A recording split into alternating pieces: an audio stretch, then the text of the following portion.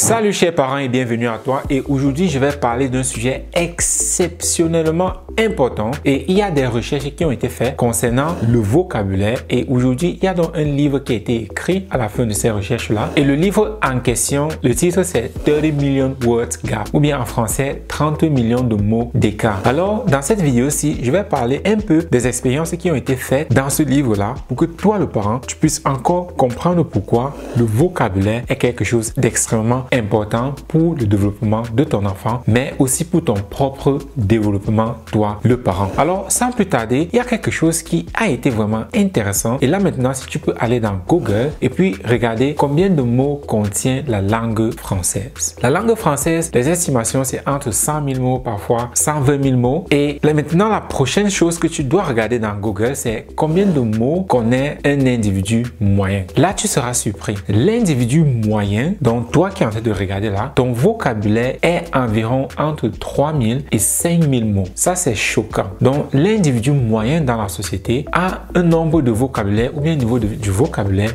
entre 3000 et 5000 mots. Donc toi tu connais environ 3000 à 5000 mots. Or la langue française en elle contient plus de 100 000 mots. Et à côté de cela aussi, regarde combien de mots connaît un ingénieur. Un ingénieur connaît environ à partir de 7000 à 10 000 mots. Cela devrait déjà sonner une certaine alarme chez certaines personnes. Si un ingénieur a autant de mots, ce qui lui permet d'avoir des positions uniques, des positions vraiment de haut niveau, alors toi qui n'as pas de position de haut niveau, tu sais où la faute se trouve, c'est que ton vocabulaire est bas, ton vocabulaire est limité. Si je reviens dans d'autres exemples d'expériences qui ont été faites dans ce livre-là, c'est une chose qui a été vraiment intéressant et parfois même à la limite choquant, c'est de constater que surtout dans les familles noires, les personnes lisent très peu. Et aujourd'hui, je rencontre des parents alors qui se disent que ok, mon enfant n'aime pas lire, je veux que mon enfant développe la lecture. La première question c'est,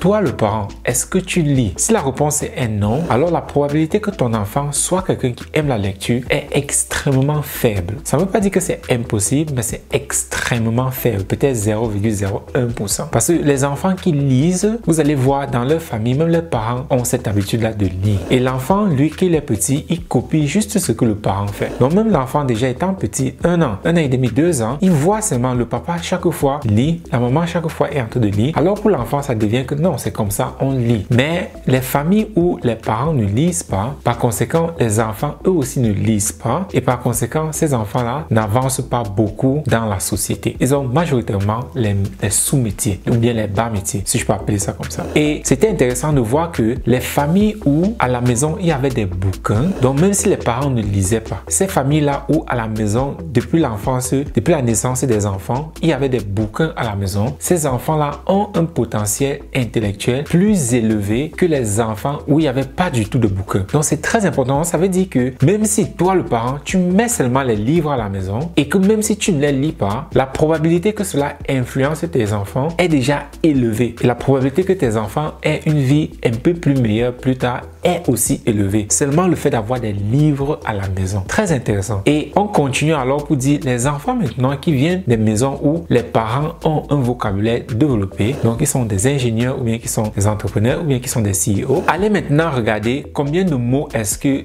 un PDG par exemple, un CEO connaît. Là vous serez surpris. Plus de 30 000 mots en montant. Là aussi ça dépend maintenant de quel niveau est-ce qu'il est. Par exemple le CEO d'une petite compagnie comparé au CEO de Apple. Là c'est déjà une très grande différence. Et ça ne s'arrête pas là. Cela continue en disant que les familles aisées, donc les familles où les parents sont vraiment bien financièrement, leurs enfants, avant d'atteindre 3 ans, ont déjà entendu plus de 30 millions de mots. Donc ça veut dire depuis qu'ils sont nés jusqu'à ce qu'ils ont 3 ans, ils ont déjà entendu environ 30 millions de mots. Comparé à quelqu'un qui vient dans une famille pauvre, qui a entendu peut-être seulement 1 million de mots. Alors, si un enfant déjà à partir de ses 3 ans a entendu environ 30 millions de mots, comparé à un enfant qui a entendu juste peut-être 1 million de mots, alors il y aura une très grande différence plus tard sur leur vie, sur leur épanouissement, sur le travail qu'ils peuvent faire, sur le métier qu'ils peuvent faire, sur comment est-ce qu'ils vont se comporter. Parce que oui, ce que nous connaissons, nos connaissances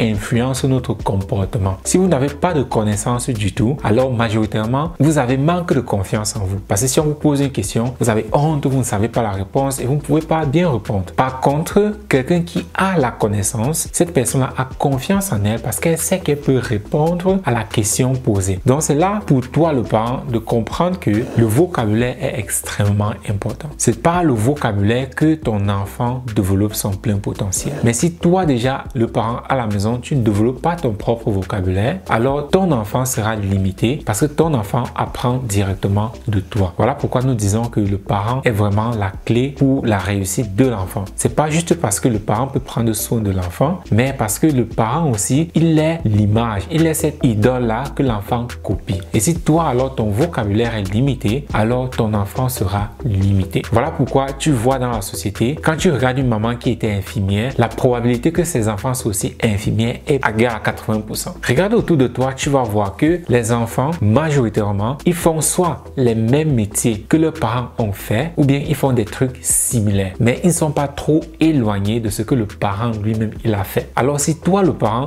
tu ne veux pas que ton enfant ait la même situation que toi, alors tu dois devoir faire les choses autrement. Et heureusement alors pour toi, nous avons un moyen de développer le vocabulaire de ton enfant de façon systématique, de telle sorte que ton vocabulaire soit élevé ou pas, que ton enfant ait la chance de vraiment atteindre 10 000 mots, 15 000 mots, 20 000 mots. Parce qu'imagine si ton enfant maîtrise 20 000, 30 000 mots, alors la position qu'il peut occuper dans cette société, c'est cadre, chef d'entreprise, PDG, manager et ainsi de suite. Et c'est ça que nous voulons pour nos enfants. Mais si nous ne faisons pas les choses autrement, si tu les laisses seulement dans ton environnement et tu n'as pas quelque chose qui vont leur permettre de développer leur vocabulaire de façon systématique, alors tes enfants vont terminer comme toi. Et ceci est très triste parce que je discute énormément avec des parents et chaque parent veut vraiment le meilleur pour son enfant. Malheureusement, alors, beaucoup de parents, ils reprennent juste la même chose. Comment est-ce que eux-mêmes ils ont été éduqués? Alors, j'ai une question pour toi, le parent. Supposons que tu es infirmière parce que c'est le métier où nous, les Noirs, surtout,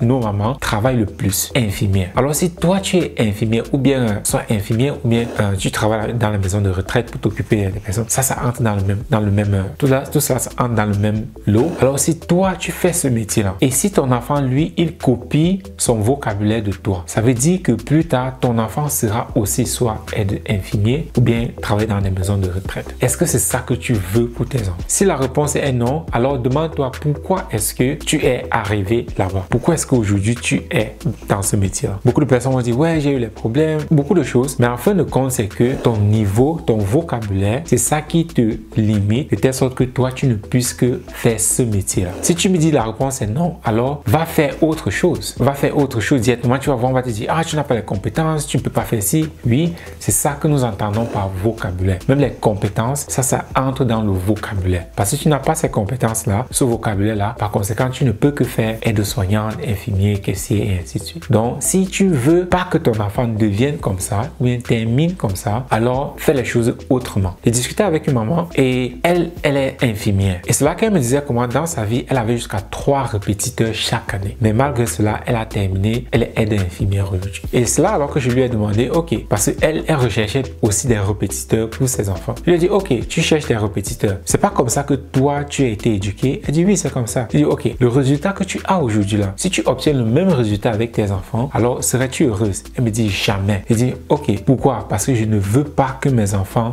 terminent dans un sale métier comme ça. Je dis, d'accord, dans ce cas, nous devrons faire les choses autrement. Parce que si nous ne les faisons pas autrement, alors nos enfants vont terminer dans la même position que nous. Surtout nous, Africains, nous devrions vraiment faire les choses autrement. Nous avons besoin de vocabulaire. Et si toi, le parent, tu ne lis pas, alors ton enfant aussi ne va pas s'intéresser à la lecture. Et je peux comprendre que pour un parent, c'est difficile. Beaucoup de parents me disent, ah, j'ai trop de choses à faire, c'est monté, c'est descendu. Ok, si toi, tu ne peux pas, alors contacte-nous de telle sorte que quand même, nous puissions développer cela chez ton enfant. Parce que comme j'ai dit, les enfants des riches, si je peux appeler ça comme ça, eux, ils écoutent environ 30 millions de mots avant l'âge de 3 ans. Par contre, les enfants des familles démunies écoutent environ 1 million de mots sur cette même période période. Alors, qu'est-ce que tu veux que ton enfant devienne? La réponse vraiment t'appartient. Si tu es comme ces parents-là qui veulent le meilleur, alors n'hésite pas. Mes informations sont dans la description. Alors, contacte-moi et ensemble, nous puissions mettre ton enfant sur le bon chemin.